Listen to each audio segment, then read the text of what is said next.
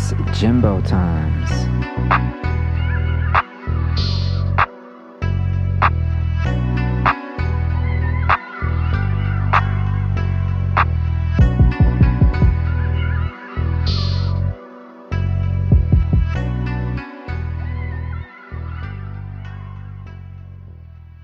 Okay, Jillian, seriously, thanks so much for joining me on this installment of JT the LA Storyteller Podcast. It is so cool to be connecting with you, especially because you have been hard at work on this campaign trail. So really, my congrats and kudos to you and all your supporters. And please tell us more about you. Tell me about where you're coming from, and also when you first declared your candidacy for Council District 2. Okay, great. Thank you for having me. So I'm Jillian Burgos, and I'm a proud Afro-Latina. I'm a small business owner of an interactive murder mystery theater company. I'm also an essential healthcare worker because you know how it is here in LA. We can't just work one job. For most of us, the reality is we have to work several jobs. And I'm also a lifelong renter who's faced housing insecurity much of my life. And finally, I'm a neighborhood council member. I serve on the NoHo Neighborhood Council and have served since 2021. I like to say that I am not a politician, but I feel that I have just been called to lead. I've felt this calling for a long time. And NoHo is actually my chosen home. I grew up in Ohio, and I am one of those people who in 2009, I bought a one-way plane ticket. I shipped all my stuff that I could and sold everything else off. And I had never visited here, and I moved here, and I think that was the best decision I've ever made. So I've deeply been invested in helping my community. And for me, I always was interested in politics and helping the person you don't know, especially like after the 2015 Bernie Sanders Not Me Us campaign. He really inspired me, knowing that somebody was out there and knew exactly how I feel about how socioeconomic inequality is the greatest problem of our time. And that just really resonated with me. And I was just ready to run. And I'm like, I'm going to do this. I'm going to find the office that's right for me. And I'm going to change and help make like big change and help people. Then my mother, my strong, hardworking single mother, started showing signs of Alzheimer's. And being an only child, and she's in Ohio and I'm here in California, I think you can kind of see the problem there. So I had to travel back and forth for about 4 years because our healthcare system is not on our side. And I had to make sure she was safe. I had to protect her from financial predators. I had to make sure that she was getting the care that she needed, and actually, getting the diagnosis that she needed, because there's no blueprint for how to do this. And if it was not for the help of my family, my cousins, I have a ton of cousins. I'm Puerto Rican. So there's a lot of us. And if it was not for them, I don't know if I could have done it by myself. And I mean, I didn't do it by myself. And so I got her safe. And then I started seeing family members losing their life due to like totally preventable circumstances. Like I lost my cousin Tony because he had a relapse, because we don't talk about mental health for men, especially. We don't talk about mental health at all in general. And he had one relapse. He left his wife and three beautiful children. And then I lost my uncle because he was a Vietnam vet, and he saw the horrors and terrors of war, because we send people out to war and we don't bring them back the same way, and we don't support them. And so he resorted to alcoholism because he didn't know how to deal, and died due to liver disease. And then the one that really got me was my cousin Yolanda Liz Dominguez, aka Lala. Lala was my rock, and she really, really helped me. Anytime I was flying back, she would drop everything to be there for me. The only thing she asked me for was for a drink from Dunkin' Donuts. Her little latte was the only payment she ever wanted. And she really helped me. I really remember, one of the things that I remember the most is the summer of 2019. Her and I were cleaning out my mom's room after we got her safe. And I said, you know what? I'm going to come back in the winter. I'm going to come back in December, and you and I are going to celebrate. And I didn't get that chance because she was gone in October. She was a severe asthmatic. Her public housing had black mold. They also deemed it a rampant crime area, so they blocked the entryway off. and she had a medical episode and the ambulance could not get to her on time. So that nearly destroyed me, losing her. And it took me a long time to be able to talk about her. But I realized, I could let that destroy me, or I could let that ignite me. And that way she wouldn't die in vain. And so I chose to let that ignite me. And then I decided I'm going to go ahead and run. And I ran for the NoHo Neighborhood Council and I got elected. And I became the treasurer and the chair of housing and services. And then I started seeing that on this basically advocacy group that I was making monumental changes in my community. I was able to pass grants that fed our unhoused neighbors, grants that gave mental health care to at-risk youth, grants that taught renters their rights so they wouldn't lose their housing. And I just realized that I could go further with this. I could take this to the city, especially after the LA Fed tapes. And so I decided to run for Los Angeles City Council District 2, and I declared running way early Right. back in November of 2022. And yeah, we've been running a people powered campaign ever since. Wow, November 2022. That is right. I think that clearly you've been hard at work at this, and obviously the journey you describe is a very personal one. So you've had a very personal way towards this political world in Los Angeles that is rife for new leadership, that you probably saw a great need for as soon as you realized what rent looked like, not just for you, but for people in and around your community, including in North Hollywood, but also beyond.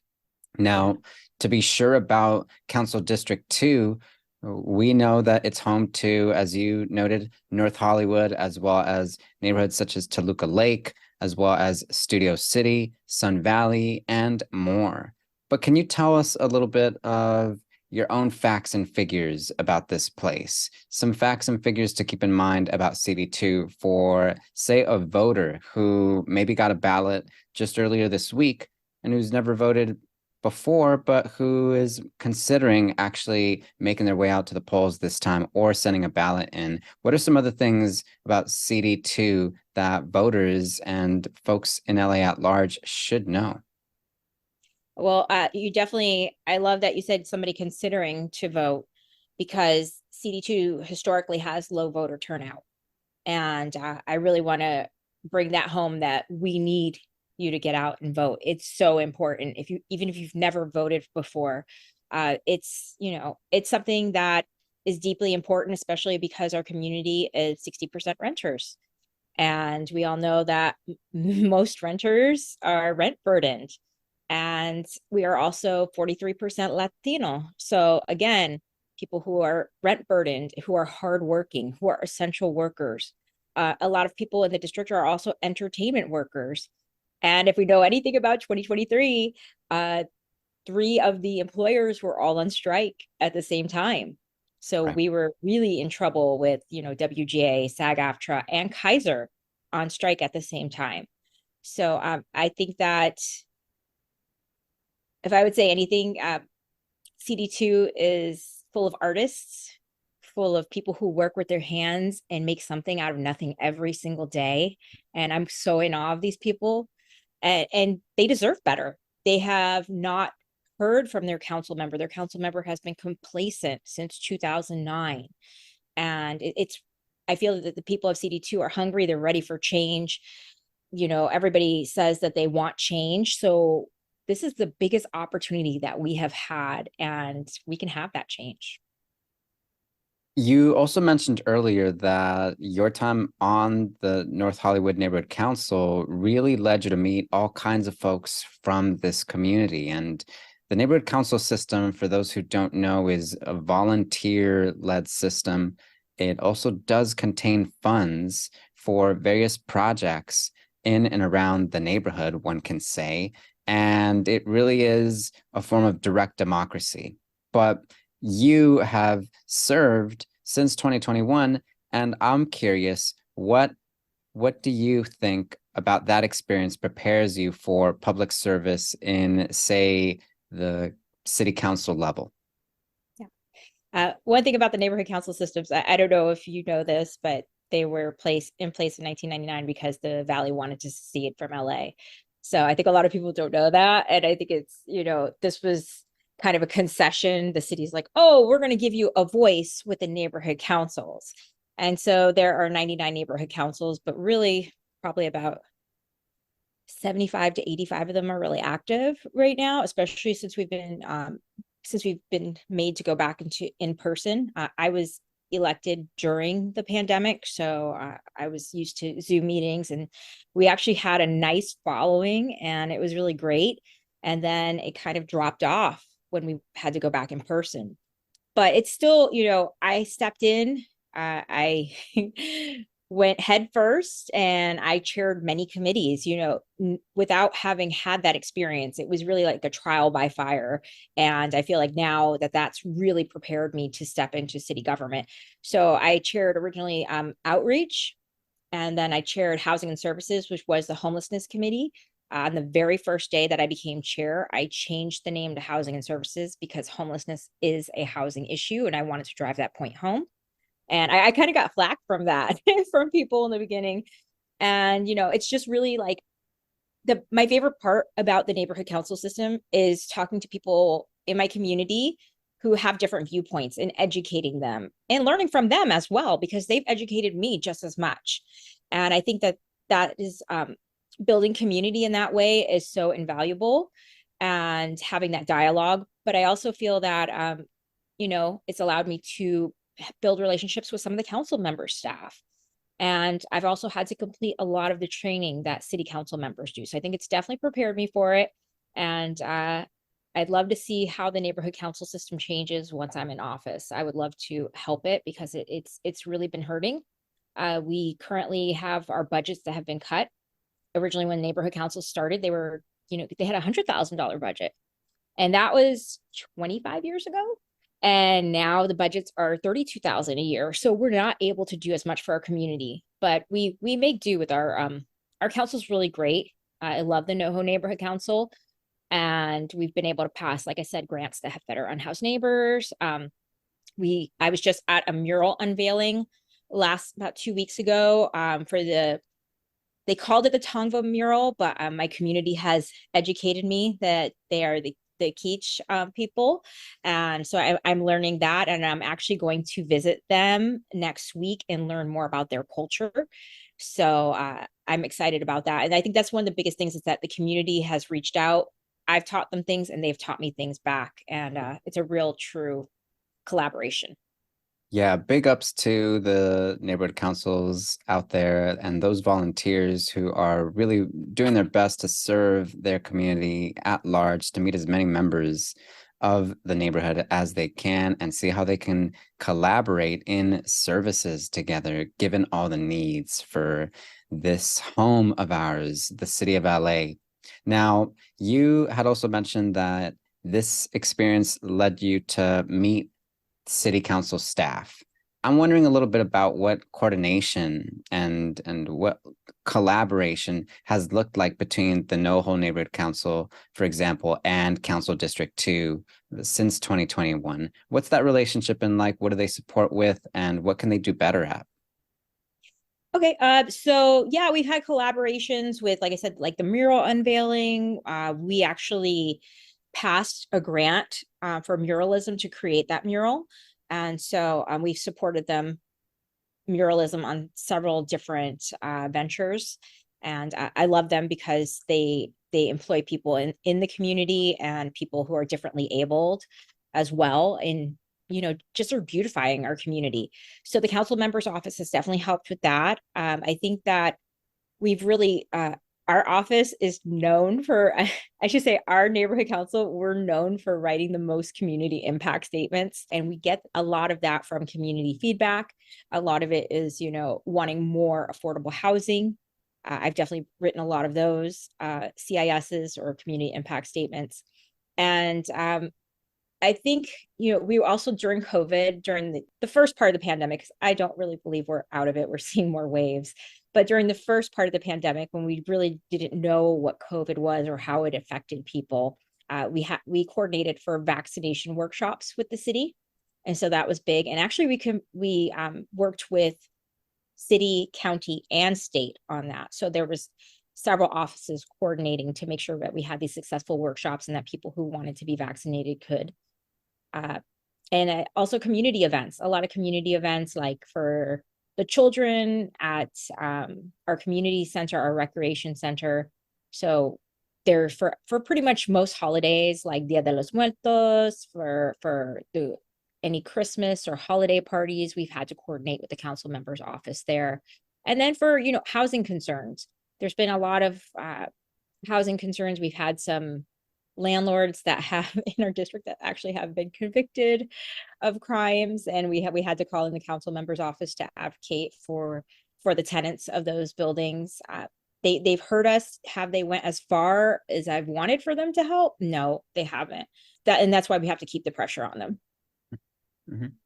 Absolutely. Absolutely. Now, we mentioned earlier that about 60% of folks living in CD2 are actually renters. And there's data showing that nearly that amount, 54% of those community members are actually rent burdened, meaning they're spending at least 30% of their income on rent. And that about a quarter of those renters are actually severely rent burdened. So can you tell us a little bit about how this affects basically every aspect of a person's life? Please educate us as to how rent burden and severe rent burden grossly impacts folks on an everyday level in Los Angeles. Absolutely. So I am severely rent burdened, and I have been for, like I said, for most of my life. If I did not live with my partner, I could not afford to live here in the city of Los Angeles. And I actually make way above minimum wage. So for much of my life, I've had to work multiple jobs, live with multiple people just to survive. And it for a good, I don't know, almost 10 years of my life, I had to rent rooms in people's houses. I couldn't even afford my own apartment. I had to rent a room. And a lot of people live that way. A lot of people live that way. And it's stressful. So as you know, we were talking about the top employers in the district are studios. So we do have a high percentage of people who are out here to be actors, directors, writers. And as we found out with Hot Strike Summer, and that turned into Find Out Fall, it went on for so long. Many of the SAG-AFTRA members, actually, there was an expose that came out that they made about an average of $27 an hour. Now that's above our minimum wage, right? Our minimum wage is at $16 an hour.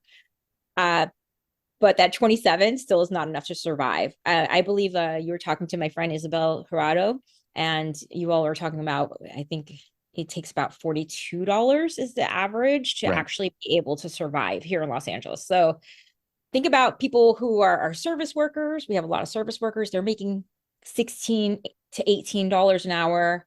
And then think about our SAG-AFTRA people who on average are making $27 an hour. And we're trying to get that holy grail of $42 an hour.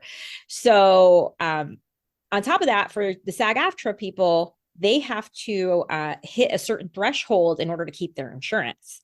Right. And they have like over 170,000 members, and actually only 12.7% of them qualify for their insurance plan. Incredible. and you know, that's a real problem. So people are starting to refuse vital healthcare services. I have a friend right now who's supposed to have surgery, and she has insurance. She is refusing to have her surgery at this moment in time because even after insurance, she's going to owe $9,000 after insurance. And I myself, I like to talk about a story that that happened to me in 2018. I had a car accident and the ambulance came for me. And I said, no. I said, absolutely no way. I'm not going in the ambulance. Even though I had severe soft tissue damage, I waited for my partner to come get me, because even with insurance, I knew a trip to the ER in that ambulance that would break me. And so people are leaving District 2. Businesses, small businesses are leaving District 2. So we're not only are the renters getting gouged, but the small businesses are getting gouged. we have several businesses that have closed just in the past 6 months that were beloved pillars of our community. We lost Tea Pop, which is an awesome cafe, tea-focused cafe, and was really just like a hub for the community. They featured new artists every month, and they had art fairs and community gatherings. And the landlord there, that commercial landlord, raised their rent 53%. 53%. And so they just had to pack up and leave. Like, they gave a 2-week notice to the community, and I felt gut punched that they were leaving us, because that was like my campaign manager and I like to joke that that was our unofficial office, because Right. it's like really close to both of us. So if we wanted to have a meeting, we would run over there and have a tea and talk stuff out. And now it's gone. And on that same block, 3 other businesses have closed because of the same commercial landlord. We've also lost Ferdini Park, which was another great restaurant. Their landlord sold their building, and then that new landlord realized that the rent was way too low and then just upped their rent. And there's no rules to protect these people. And so, think about that. There's a lot of artists that work in these service industry jobs. They're out of jobs. These businesses are closed up. We have so many vacant buildings, and there's just something we have to do. We have to do something different. People are now moving away from District 2 and having to travel to District 2 to work. So we're causing more traffic, we're causing more stress, we're causing more pollution. And we really need to just do something to keep businesses here, to keep renters here, and to drive down these astronomical rents. The last thing I want to leave you with about why I believe people are so rent burdened is illegal Airbnbs. Right. It's huge. It's a big problem here. So I'm endorsed by City Controller Kenneth Mejia, and he comes out with just awesome tools, lots of information. And there's this one tool about the eviction notices, and I clicked on it, and I just randomly picked one luxury apartment building in the 91601 zip code by the Metro. I randomly just picked this building. In September and October, they had 224 eviction notices.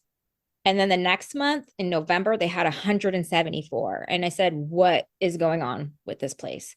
I went to their website, and on the website, they brag about being an Airbnb community. They said, oh, you want to go to New York for 3 months? Go ahead. We'll help you rent out your place. We are holding up really valuable apartments by doing this and driving up rents. These corporate landlords are driving up the rents. They don't care about us.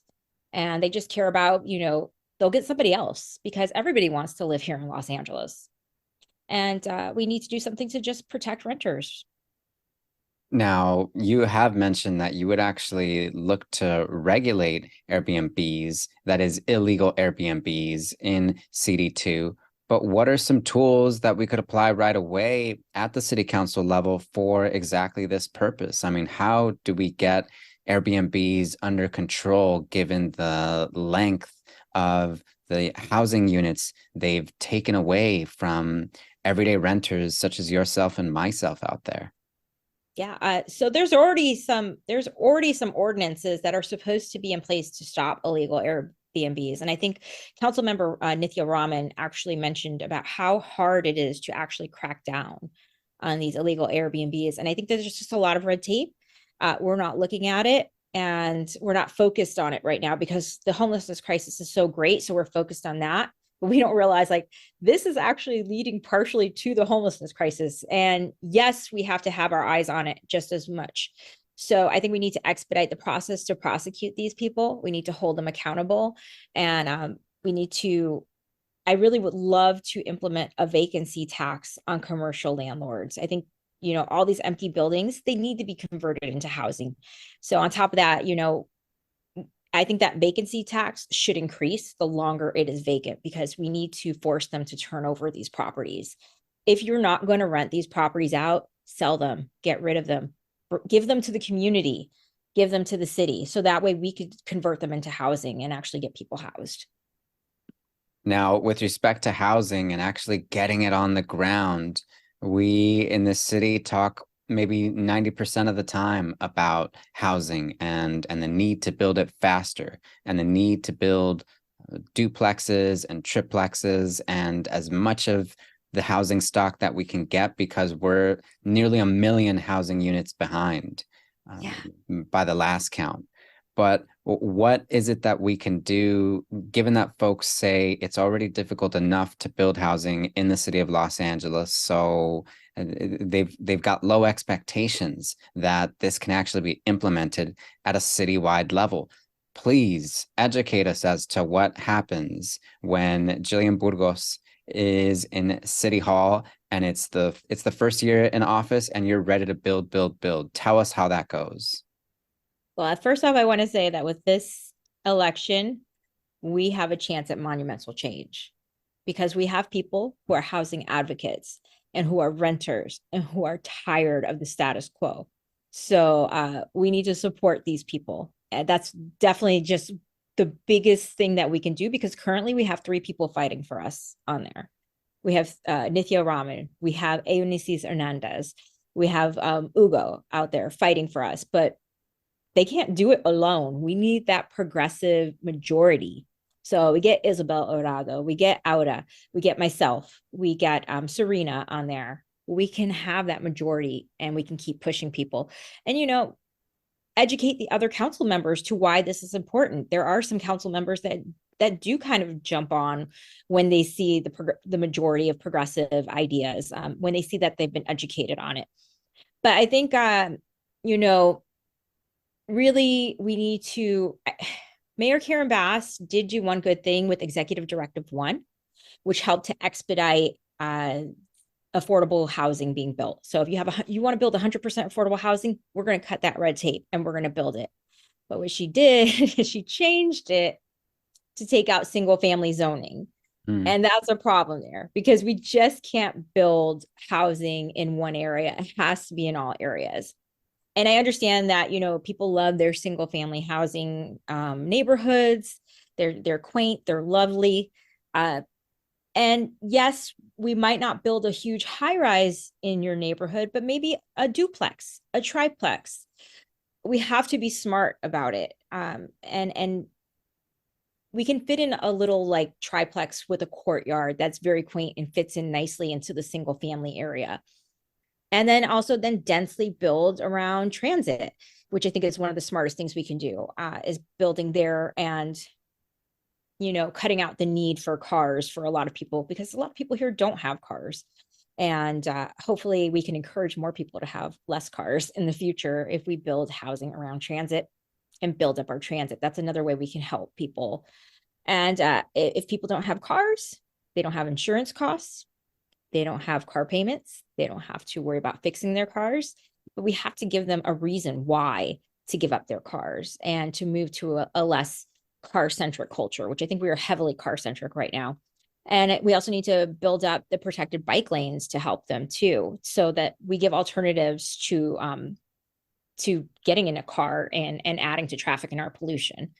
But I think also, you know, just changing like I said, changing our zoning laws, going to a 15-minute city model where we have those businesses, those small businesses on the bottom, the housing on the top, and making sure that we don't forget the missing middle, because we've really pushed out our middle class. Our middle class is no longer able to survive.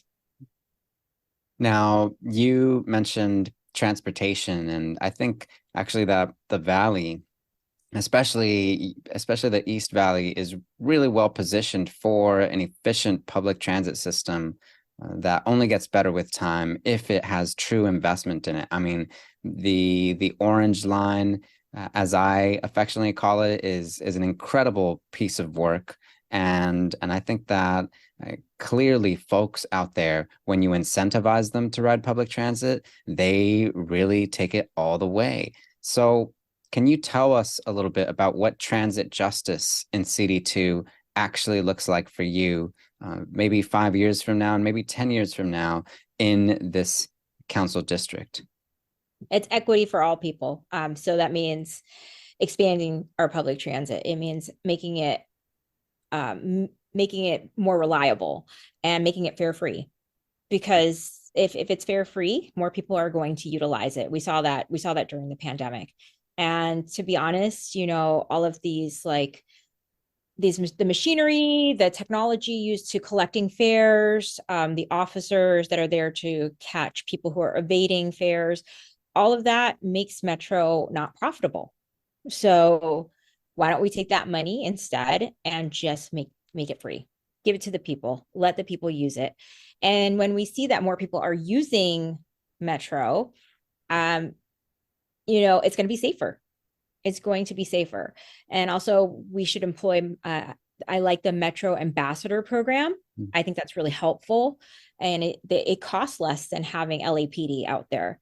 And people really love, having someone who is enthusiastic about Metro and about where they're going and about their safety. And I think the Metro ambassadors are that. I think that when we see officers there, they don't want to be there. And they don't want to be there. They're standing around. They're not happy. And so let's take them out of there and put them where they need to be. And that's, in situations that only officers can handle. But there's so many things like Los Angeles, the United States, we are so reactive with everything instead of being preventative. And I think that we just need to move to a preventative system where we invest in our communities, we educate people, and Metro ambassadors do that. And why not? Why not? And we're employing our people and giving them a good living wage. And more people will use the transit then. So I know when I go down there and I see like 6 police officers, I actually feel less safe. I don't know about you, but I actually feel less safe. But that's, as a Black and Latina woman, that's I guess that's my opinion there. Yeah, so I really hear a human-centered platform through your campaign, and I realize that folks need to hear about these kinds of positions on the issues because, first of all, they need to know that such positions exist. Now, it's also the case that there are at least 6 other candidates for this seat, 2 of whom have some pretty significant fundraising leads. Tell me a little bit, though, about what separates your campaign from these and why voters should keep that closely in mind as they fill out their ballots and go to the polls on Election Day come March 5th. I love this question. So I'm having a real good 2024. 2024 has been nice to me. We have reached matching funds, and that's the program where the city of Los Angeles matches any donation up to $129 6 times. So this week, I'm very proud to say I just deposited a check for $79,722. And so that was a game changer for my grassroots campaign. I am seriously, there is, can I say the word bastardization on here? There is a bastardization of the word grassroots progressive candidate. Okay. The other people are not it. I'm just going to say that. I'm going to be point blank honest. If you look at where they're getting their money from, they're taking money, prison money, they're taking police money, they're taking realtor money, they're taking all this special interest money, and I'm not. And that's why I haven't raised as much initially. So before this $79,000, we had 68,830 something bucks in there. So we did all right. We did okay. It took us a little while because my people are artists, and who was affected by the strikes? The artists, they really were. And, they came back around for us. So I'm not taking any money also from fossil fuel companies. So that's a lot of people I'm telling to keep their money to themselves. And so my goal is, really to be a voice of the people. And I feel like the people see that it resonates with them. I show up. And that's one of the things that the other candidates do not do. They show up when it comes to a paycheck. I've shown up as a volunteer. I've shown up without expectation. I've shown up without strings attached. And, I was on the strike lines all year long. I was on the strike lines. I was delivering, refreshments to them and then picking up a picket sign. So I've been out there with SAG-AFTRA. I've been out there actually since SEIU Local 99. All the way through SEIU UHW and all the locals in between. And I've also shown up at Sataquai Elementary when the bigots and the January 6ers and the Proud Boys came to try to destroy LGBTQ rights and try to take us back. And I was out there with them. And I think that the community recognizes that. And they recognize that I am genuine and I'm of the people and I want to know what they think. So when I go and I knock doors and I say, what do you love about our community? What scares you about our community? People are so enlightened. They're like, wait a minute. You're the candidate first off? Yeah, I'm the candidate. And they're like so refreshed that I'm out there knocking their door and that I am putting people to work to knock the doors because what we're trying to do is we're trying to bring love back to the Valley. The Valley has been so disenfranchised for so long. And we are telling them, you know what? It is time to say no to the corporate servants. It's time to say no to the big money. It's time to put in a public servant, somebody who wants to serve the people because they love the people. And I absolutely love the people of CD2. And so that's why I'm running. And that's, it shows. My work has started to show off. I've been endorsed by City Controller Kenneth Mejia, former mayor of Burbank, Constantine Anthony, current Culver City and first Black woman mayor, Yasmin Amani McCoran. LA Forward was another big win for me. Streets for All was another big win. And today you are the first person that I'm telling that I have been endorsed by California Nurses Association. Wow.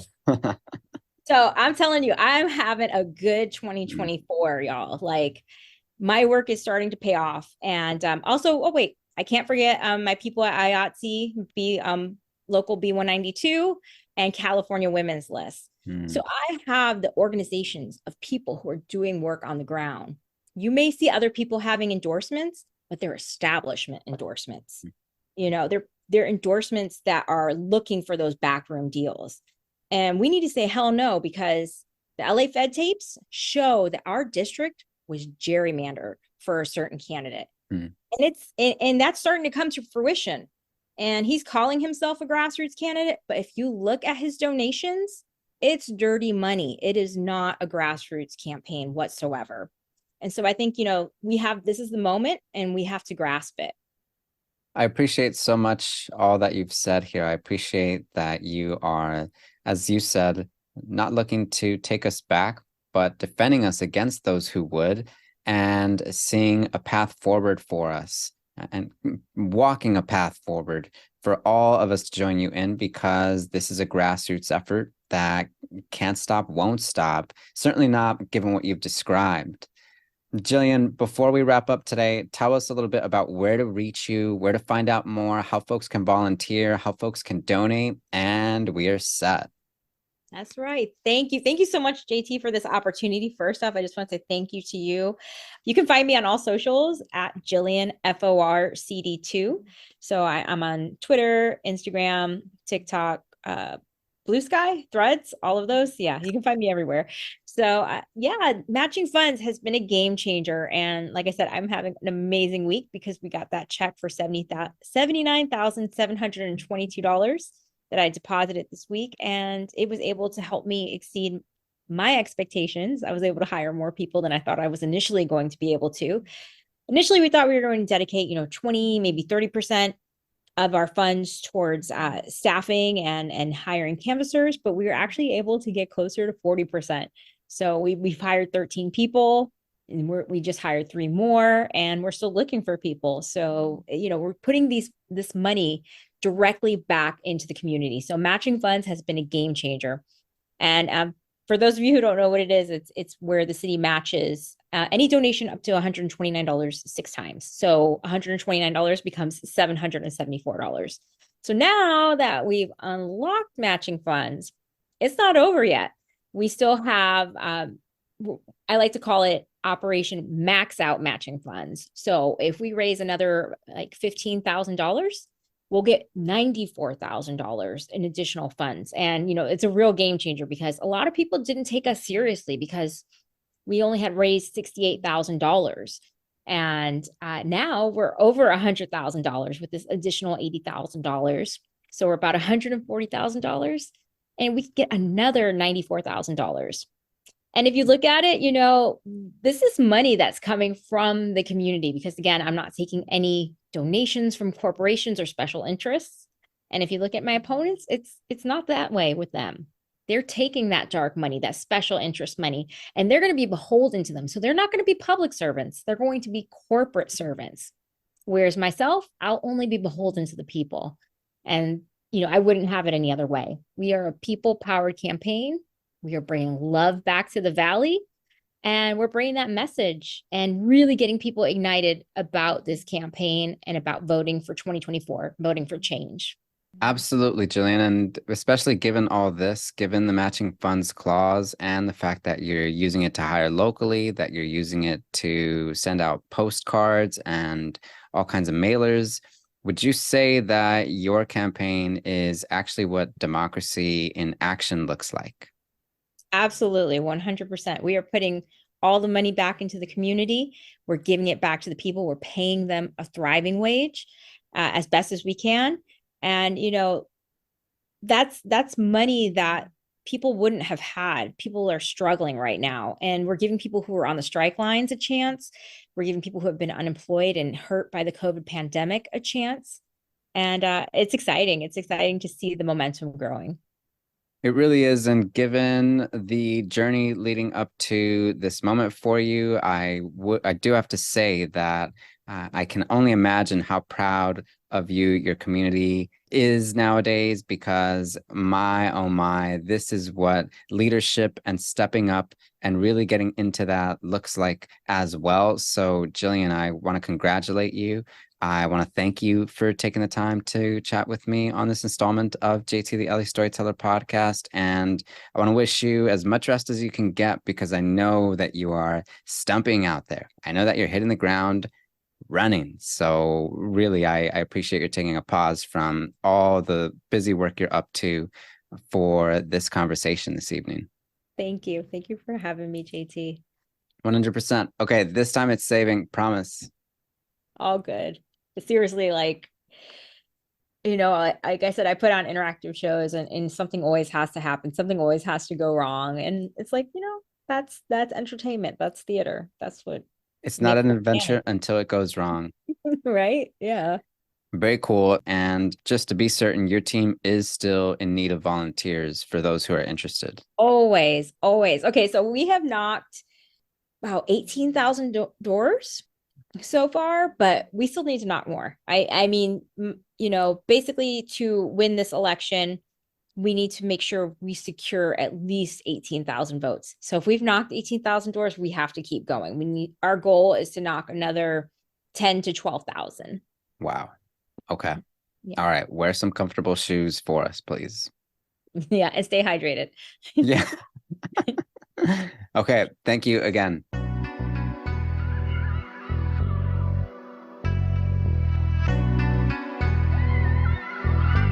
It's Jimbo times.